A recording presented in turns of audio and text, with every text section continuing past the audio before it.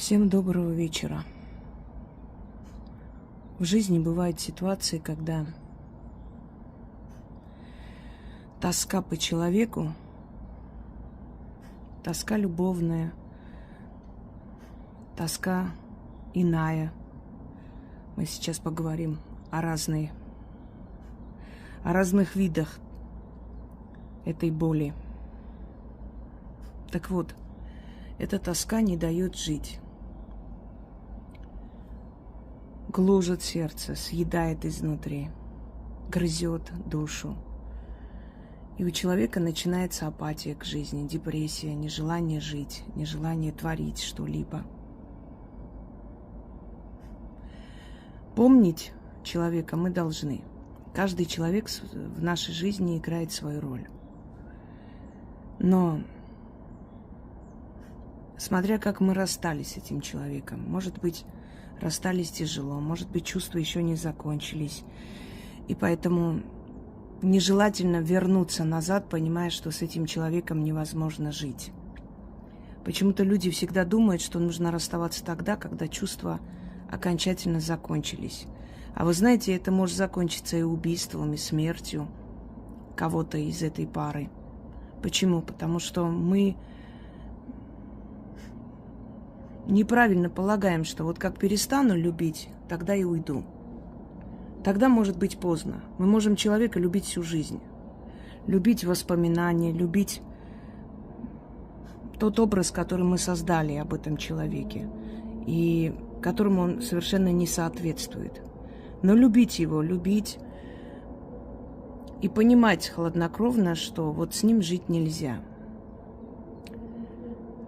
Знаете, есть такое выражение: «Я тебя люблю, но оставляю за собой право более тебе не доверять». Когда уходит уважение, когда человек своими поступками перестает вам нравиться, но есть чувства, нужно отпустить, уйти. Чувства не дают. Такие люди манипуляторы. Они все время будут говорить о том, что вот ты меня бросаешь, я что-то с собой сделаю, я вот не хочу жить, ты потом с этой мыслью будешь всю жизнь жить. Ничего они не сделают, они себя очень любят, уж поверьте мне. Вот в таких ситуациях можно провести, чтобы закончилась эта порочная, ядовитая, токсичная любовь, и чтобы вы отпустили это все и начали нормальную человеческую жизнь с человеком, который вас ценит. Потому что свято место пусто не бывает. И пока вы не освободитесь от него, новый человек в вашу жизнь не придет. Другая ситуация, когда расстались, но человек напоминает о себе, дает о себе знать. Может быть, мстит, может, причиняет боль. Потом перемешивается это чувство, эти все воспоминания.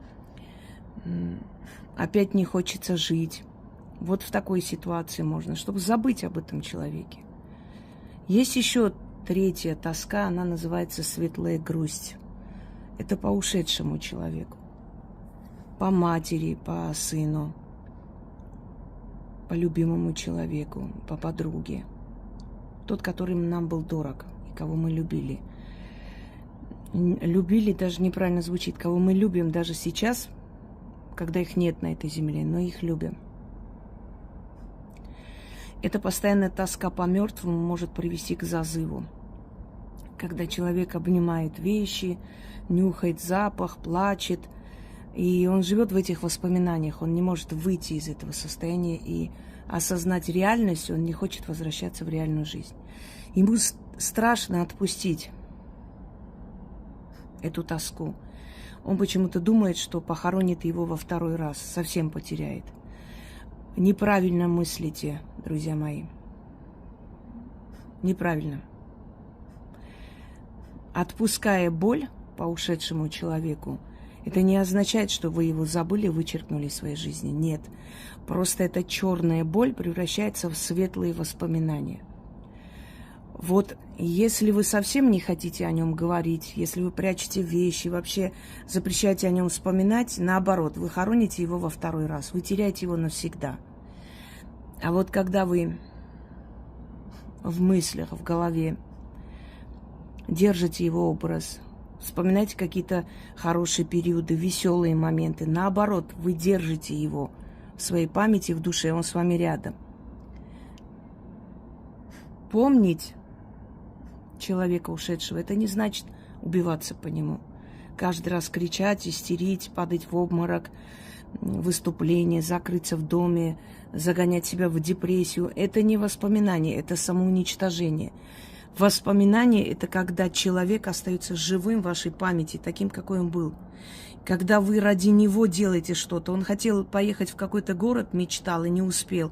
Езжайте за него. Он через вас будет чувствовать это удовлетворение, удовольствие. Почему раньше, да и сейчас тоже, ставят на стол любимое блюдо ушедшего человека? Он через вас это чувствует, он через вас чувствует жизнь. Я советую матерям, потерявшим дочек, надевать их платье, если они тем более одного размера носили. Носите ее платье. Пусть она через вас чувствует вот это вот прикосновение жизни. Она хотела что-то купить, не успела, купите и носите это. Вместо нее живите двойной жизнью. Тот же самый совет женщинам, потерявшим сыновей. Я хочу вам сказать, что многие женщины говорят, что после смерти, после гибели сына, у них поменялись вкусы и предпочтения.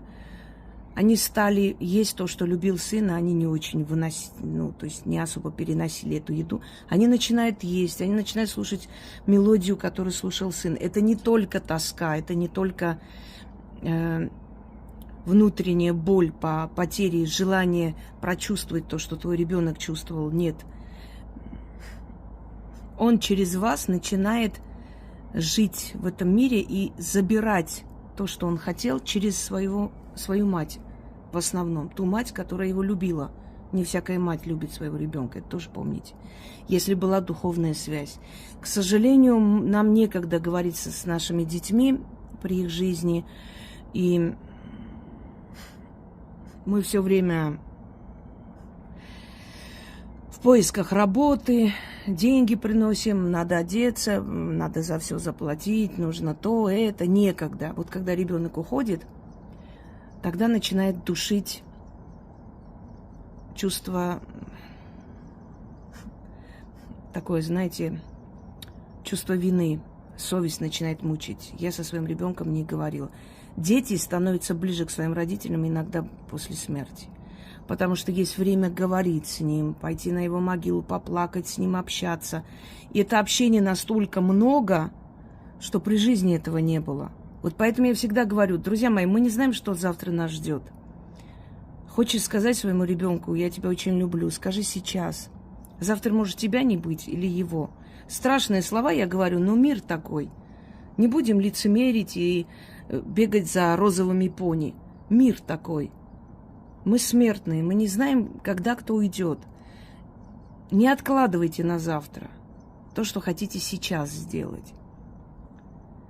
И вот чтобы эта тоска вот из этой черной боли переходила в светлую память, проведите от тоски эту работу. Вы не теряете его, вы не забывайте. Это не для того, чтобы забыть человека. Это для того, чтобы остались только хорошие воспоминания, а эта боль перестала вас соедать. Повторяйте это время от времени, очень сильно помогает.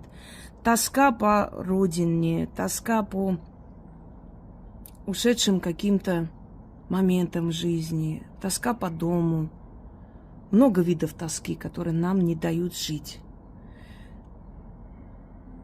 И в этих словах я буду говорить о нем, а вы называйте имя. А вы говорите о родине, а вы говорите о прошлом. То есть то, что вас гложет, что, по кому, почему вы тоскуете. Возьмите кусочек черного хлеба, насыпьте сверху соль, положите в пакет. Идите на берег реки или речки, или, может быть, источника маленького. Можно и водоканал, даже искусственный. Главное, чтобы вода была уходящая, она должна унести. Аккуратно, бережно кладете на поверхность воды, пускайте, как кораблик, этот кусок хлеба и соли. И отдаете матери реке. И говорите эти слова, пока плывет этот хлеб. Неважно, куда он поплыл, даже если на месте пока стоит, вы отдали реке. Очень много ритуалов и у древних славян, и не только, связаны с рекой, с уходящей водой. Река – это граница между миром живых и мертвых. Некоторые люди, убегая от нечисти, от преследования темных духов, заходили в воду. И эти силы их оставляли, уходили. Река омывает, уносит беды. Река – символ вечного движения, река – символ жизни. По реке пускают пепел ушедших, потому что вода, она проникает и вглубь, вода поднимается наверх, вода и внутри нас, вода и в земле, вода и в реках, в озерах, она везде. Это энергия, она проводник. А все в этом мире, на этой земле, на этой планете дышит, живет, понимает, чувствует, ощущает. Говорите с природой. Я знала много людей, которые не знали понятия магия, там что, как надо. Но они были здоровые, сильные, у них был сильный род. Знаете почему? Я, наблюдая за этими людьми, поняла, эти люди говорят с природой, разговаривают с деревьями своими, уговаривают их плодоносить, что им на следующий год нужны деньги, надо побольше плодоносить, чтобы я продала. Их слушают деревья. Они, когда что-то делают, работают в огороде, они поют. Был такой эксперимент в ферме в Германии. В одной ферме немцы работали, в другой южноафриканские рабочие, которых привозили, по нашим словам, гастарбайтеры. Вообще, правильно звучит остарбайтеры, восточные рабочие. Так называли, к сожалению, пленных, которых возили туда. Они почти одно и то же, бесплатный труд, можно сказать. Так вот, они заметили, что, значит, я не помню сейчас, какой там, по-моему, апельсиновые, что ли, или что-то выращивали, сейчас не помню точно. И вот там, где немцы работали, все делали аккуратно, правильно, четко, тихо, спокойно, скрупулезно, когда что надо. Сами знаете, какие они четкие люди. Оно не давало столько урожая. А вот там, где темнокожие, каждый год 3 раза больше урожая. И ученые пришли к выводу, что там, где тихо, спокойно работают, они не отдают энергию природе.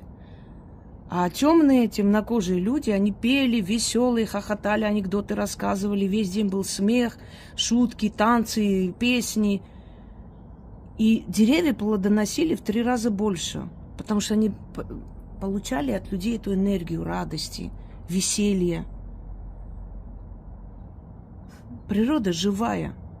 Наше тело живое. Попробуйте поговорить со своей рукой, ногой. Смешно звучит. Это не шизофрения. Это реальность. Рука болит, а женщина руками работает. Она уговаривает свои руки. Я должна кормить свою семью. Пожалуйста, работайте, не болейте. Я знала таких людей.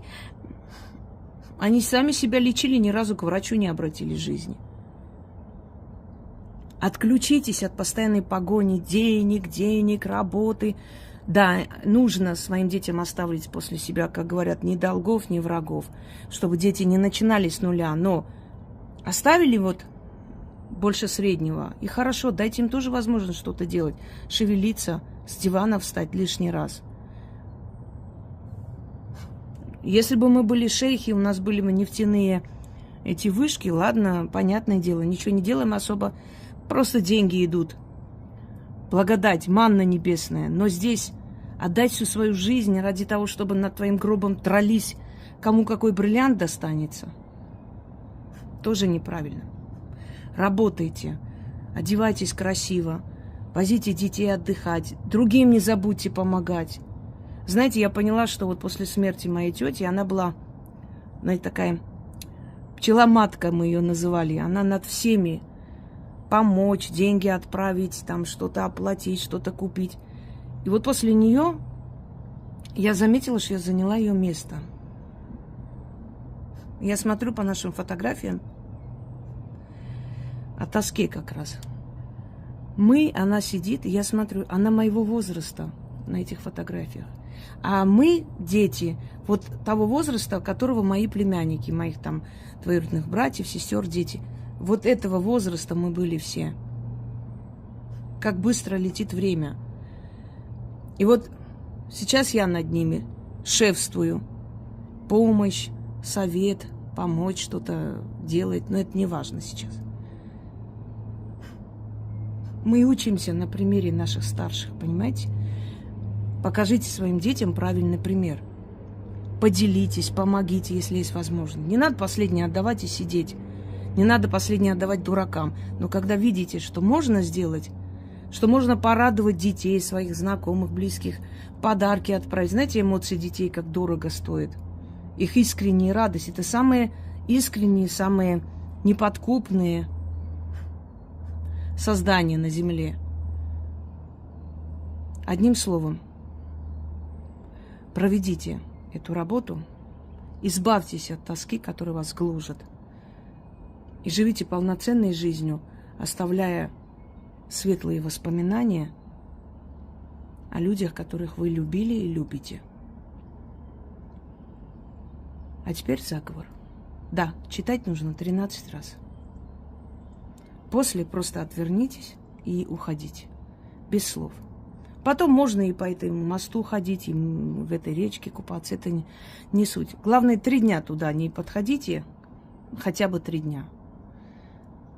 И уже хорошо. Пожалуйста, море, океан, озеро, не спрашивайте. Если я говорю, вот так надо, делайте, как я говорю, пожалуйста.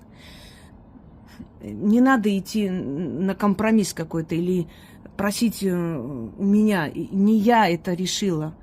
Это традиция, обычай магии. И так должно быть.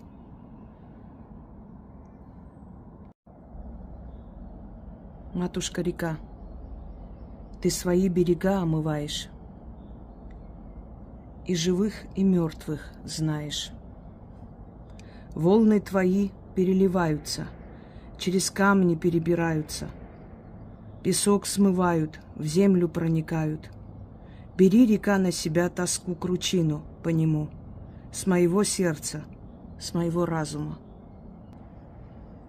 Унеси вдаль далекую, в темное дно глубокое, в земли безлюдные, на поля скудные, чтобы тоска кручина назад не возвращалась и до меня более не добиралась.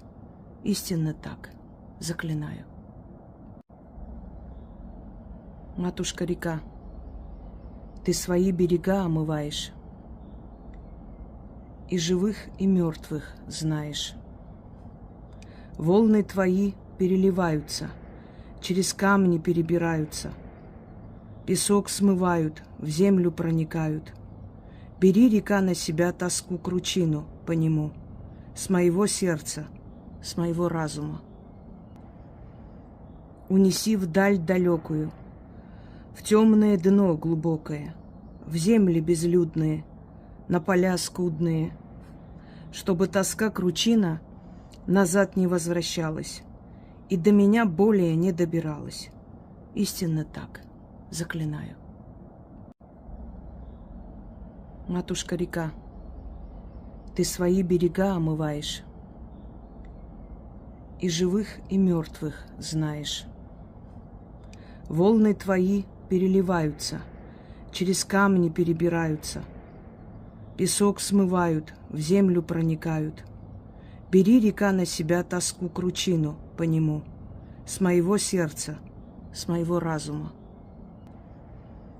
Унеси вдаль далекую, в темное дно глубокое, в земли безлюдные, на поля скудные, чтобы тоска кручина назад не возвращалась и до меня более не добиралась. Истинно так, заклинаю. Матушка-река, ты свои берега омываешь, и живых, и мертвых знаешь. Волны твои переливаются, через камни перебираются, песок смывают, в землю проникают.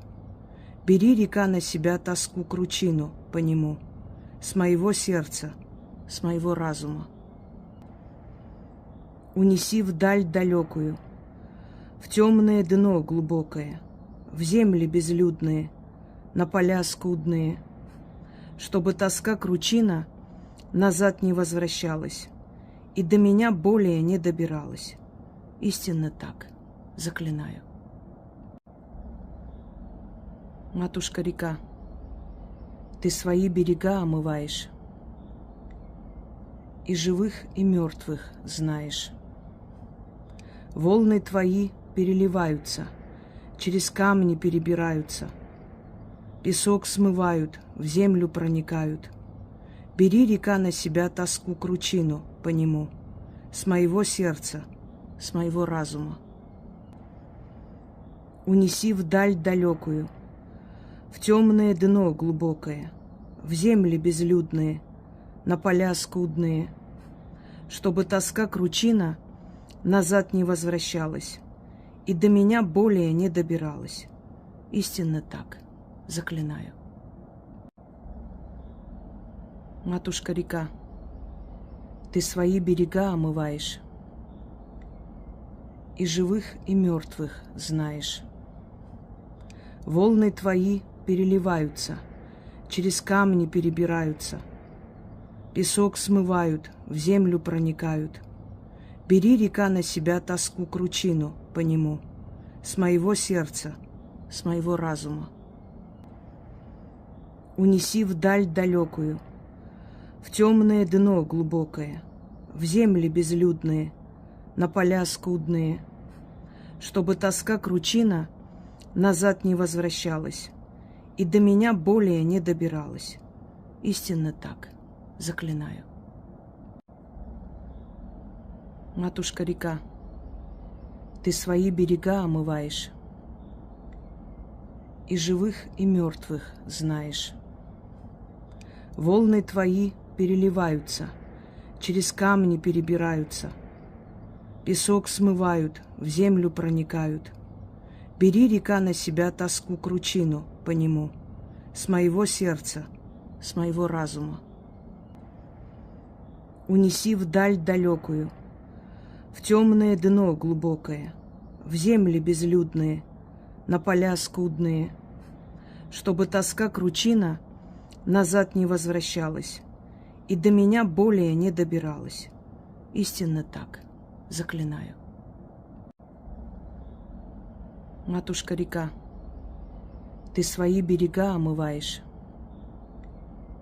и живых, и мертвых знаешь. Волны твои переливаются, через камни перебираются, песок смывают, в землю проникают. Бери, река, на себя тоску кручину по нему, с моего сердца, с моего разума. Унеси вдаль далекую, в темное дно глубокое, в земли безлюдные, на поля скудные, чтобы тоска кручина назад не возвращалась и до меня более не добиралась. Истинно так, заклинаю. Матушка-река, ты свои берега омываешь, и живых, и мертвых знаешь. Волны твои переливаются, через камни перебираются, песок смывают, в землю проникают. Бери, река, на себя тоску кручину по нему, с моего сердца, с моего разума. Унеси вдаль далекую, в темное дно глубокое, в земли безлюдные, на поля скудные, чтобы тоска кручина назад не возвращалась и до меня более не добиралась. Истинно так, заклинаю. Матушка-река, ты свои берега омываешь, и живых, и мертвых знаешь. Волны твои переливаются, через камни перебираются, песок смывают, в землю проникают.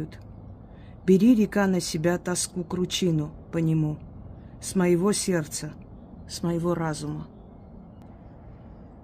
Унеси вдаль далекую, в темное дно глубокое, в земли безлюдные, на поля скудные, чтобы тоска кручина назад не возвращалась и до меня более не добиралась. Истинно так, заклинаю.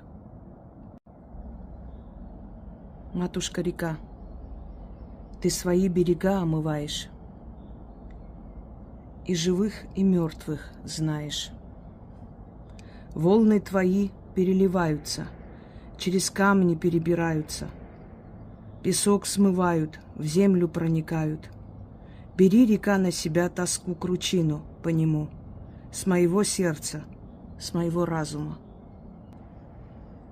Унеси вдаль далекую, в темное дно глубокое, в земли безлюдные, на поля скудные, чтобы тоска кручина назад не возвращалась и до меня более не добиралась. Истинно так, заклинаю. Матушка-река, матушка-река, ты свои берега омываешь, и живых, и мертвых знаешь. Волны твои переливаются, через камни перебираются, песок смывают, в землю проникают. Бери, река, на себя тоску кручину по нему, с моего сердца, с моего разума. Унеси вдаль далекую, в темное дно глубокое, в земли безлюдные, на поля скудные, чтобы тоска кручина назад не возвращалась и до меня более не добиралась. Истинно так, заклинаю.